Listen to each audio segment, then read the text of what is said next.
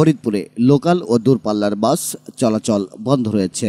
সোমবার সন্ধ্যার একটি ঘটনাকে কেন্দ্র করে মঙ্গলবার দুপুর থেকে বাস চলাচল বন্ধ রাখা হয়।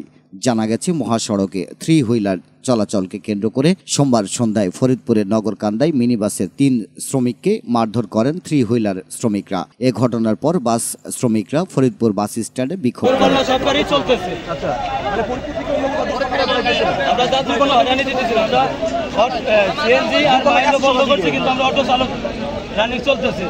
যাত্রীর কোনো সমস্যা যেন না হয় এই কারণে অটো চলবে।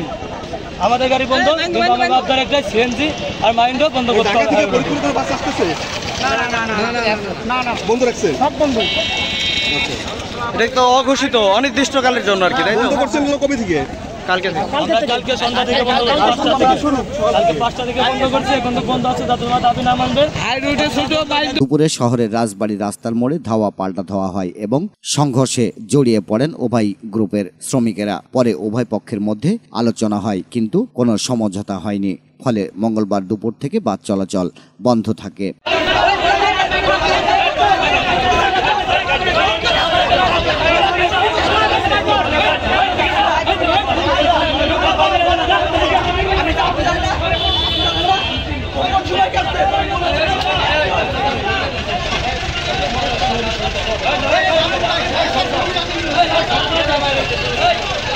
এদিকে মঙ্গলবার দুপুরের দিকে মুন্সিবাজার এলাকায় মাহেন্দ্র শ্রমিকরা সড়ক অবরোধ করে দূরপাল্লার বাস চলাচলে বাধা প্রদান করে। এরপর থেকে ফরিদপুরের দূরপাল্লার বাস চলাচল বন্ধ রয়েছে। ফরিদপুর বাস মালিক সমিতির সভাপতি মোহাম্মদ কামরুল ইসলাম সিদ্দিক জানান, মহাসড়কে 3 হুইলার চলাচল নিষিদ্ধ। এতে সড়কে সবসময় দুর্ঘটনার আশঙ্কা থাকে। সেজন্য 3 হুইলার চলাচল বন্ধ না হওয়া পর্যন্ত সব ধরনের বাস চলাচল বন্ধ থাকবে।